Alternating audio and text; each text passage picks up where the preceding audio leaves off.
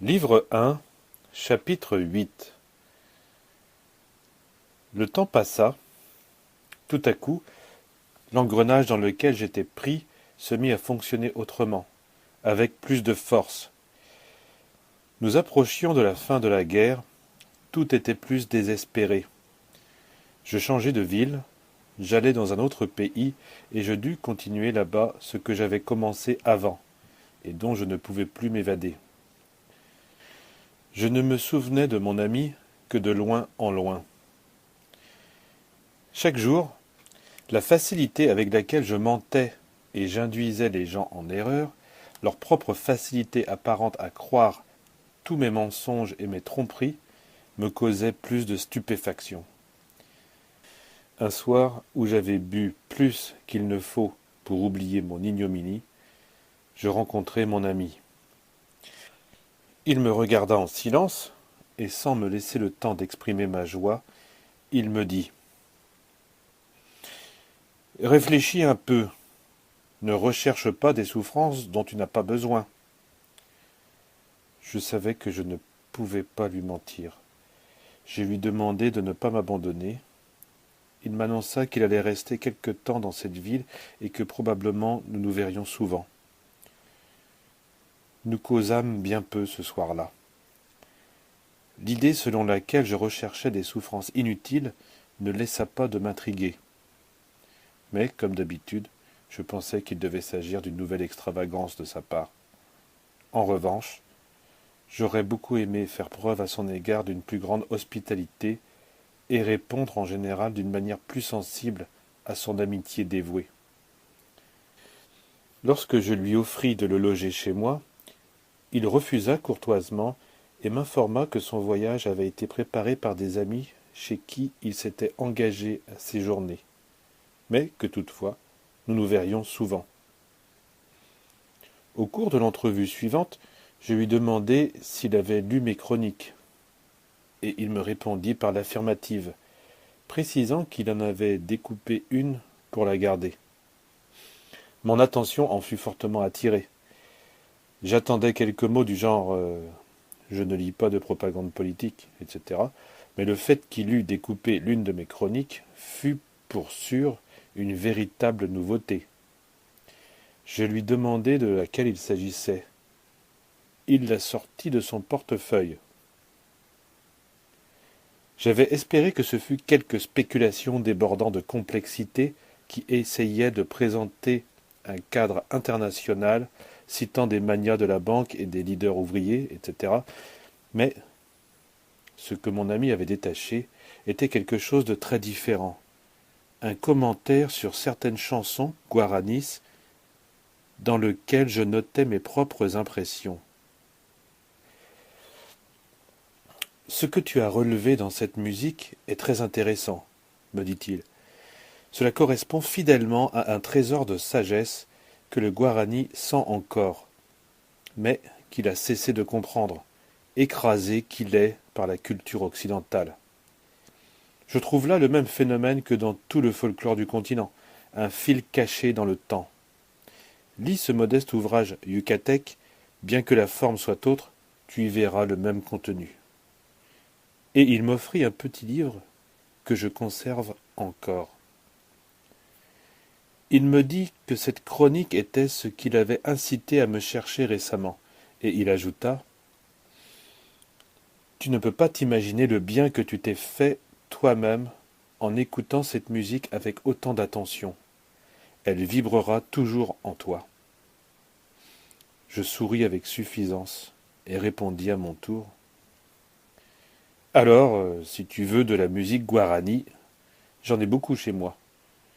J'ai aussi de belles chansons mayas et de nombreux disques de musique inca. » Je lui racontai en détail comment j'avais constitué cette collection et je mentionnai même les sommes que j'y avais dépensées. Il m'écouta avec plaisir. Le guarani a une expression excellente qui signifie ceci. Tout ce que l'homme exprime verbalement, en langage humain, est une partie de la substance de l'âme.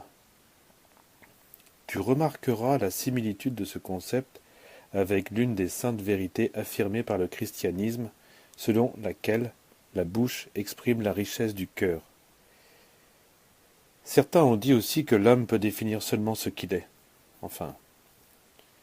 Le soir suivant, nous dînâmes chez moi et nous nous rassasiâmes de musique guarani. Mais j'étais agité et nerveux à cause des événements de la journée, et j'eusse préféré discuter avec lui de mes problèmes personnels. Il écouta la musique avec délectation. Moi, je buvais du whisky. Certes, la musique était séduisante, mais j'avais la tête remplie de préoccupations nombreuses à cause de ma vie mêlée d'intrigues. Déjà ma situation devenait trop confuse, et il ne semblait pas y avoir un seul interstice par où s'enfuir. À cet instant, j'enviais le plaisir de mon ami, la paix démesurée qu'il connaissait, et surtout sa sûreté, son aplomb. Quand il se leva, peu avant de partir, il me dit « Le Guarani a fait plus ou moins la même chose que toi avec ce verre de whisky. Il boit du ratafia. Ce n'est pas du tout désagréable, mais le boire pour se fuir soi-même est la chose la plus idiote qu'un homme puisse faire. Les Guaranis sont tombés dans le même filet de somnolence que toi. Cette musique que nous venons d'entendre est la voix de leur âme captée par un homme qui désire encore éveiller les siens. La voix de la vie vibre encore en eux, mais ils se sont laissés hypnotiser, non seulement par l'alcool, mais par l'encyclopédisme occidental, ce poison qui détruit nos peuples. Je ne crois pas que quelque chose soit mort chez le Guarani, lui dis-je. Sa virilité est assez évidente. Pour moi, le Guarani est l'homme le plus courageux que j'ai connu. Je l'ai vu à la guerre. À ce propos, c'est alors que j'ai découvert sa musique, et je la trouve aussi belle et expressive que celle des plateaux. C'est vrai, les deux sont de véritables appels de l'âme de cette terre, mais leurs formes différentes, car elles correspondent à des latitudes distinctes. Les deux musiques sont essentiellement mystiques. Celles dont l'origine est inca suivent le rythme du mouvement des corps célestes, et il ne peut en être autrement. Elles renferment, dans ses mesures et ses mélodies, tout ce que notre âme connaît du système solaire et des mystères présentés par la Voie lactée et les Pléiades. À plus de 3000 mètres d'altitude, avec pour seul panorama un firmament étoilé, l'homme des Andes doit forcément tout ressentir en termes grandioses. Si sa pensée eût été au même niveau que ses sentiments, la race n'aurait pas dégénéré. Cette dégénérescence commença bien avant la conquête. Même ainsi, elle est moindre, en comparaison, que celle de l'Occident par rapport au christianisme. On peut l'observer dans les textes qui ont survécu à l'extension du catholicisme dans l'Empire. L'âme de ces races conserve encore la force spirituelle suffisante, mais malheureusement, elle ne sait pas l'actualiser et elle l'a cachée dans les profondeurs des pratiques catholiques. Quant au Guarani, la nature semi-tropicale où il vit lui donne un autre rythme, une autre forme, un autre sentiment. Mais, dans son essence, il dit la même chose sur le plan spirituel. Voici ce qui se passe. Très rares sont les hommes qui comprennent la réalité de la vie à travers les sentiments et les émotions, et cet état de fait a produit une civilisation de schizophrènes.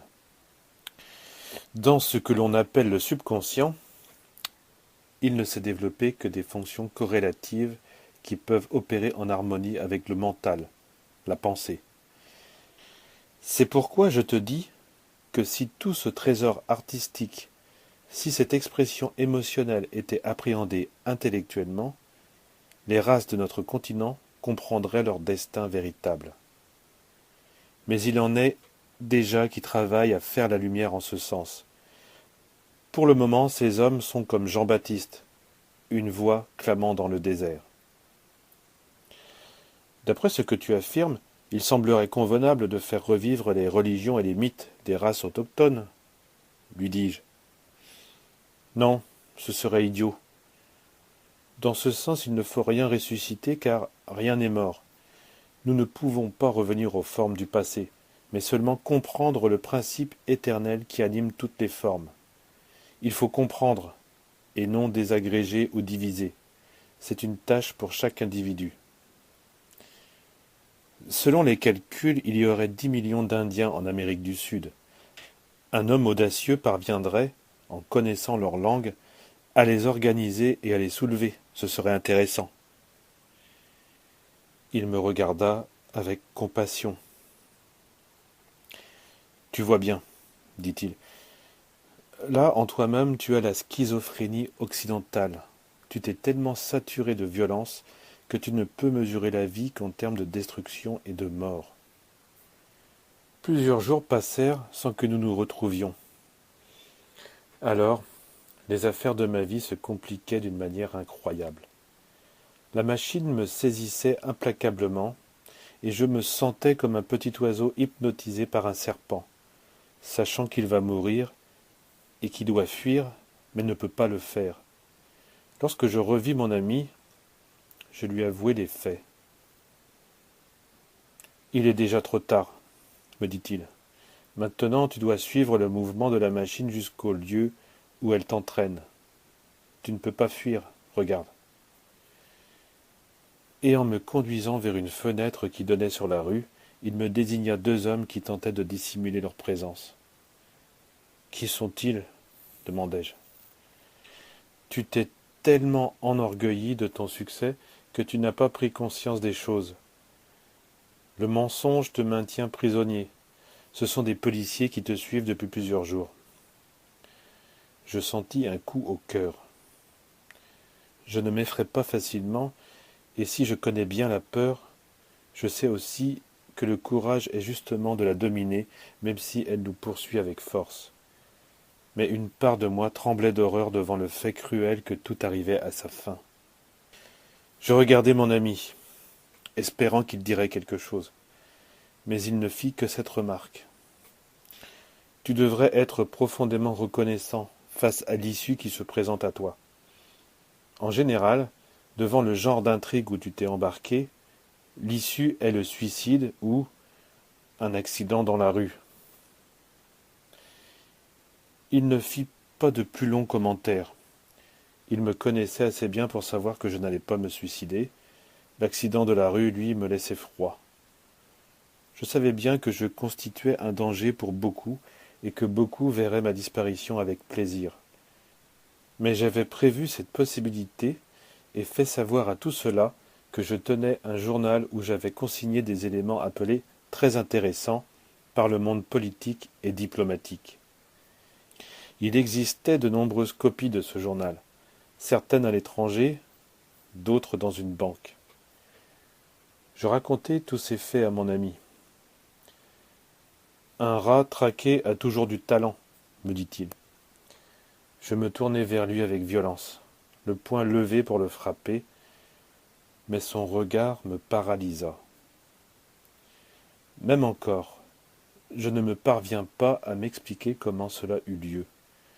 Il ne remua pas un doigt, ne fit pas un seul geste. Il me regarda seulement et je demeurai désarmé, à l'intérieur comme au dehors. « Tu es si pourri que tu as perdu ton intégrité, me dit-il. Comme tu as changé. Une fois, tu m'as montré comment tu récitais tes prières à l'église.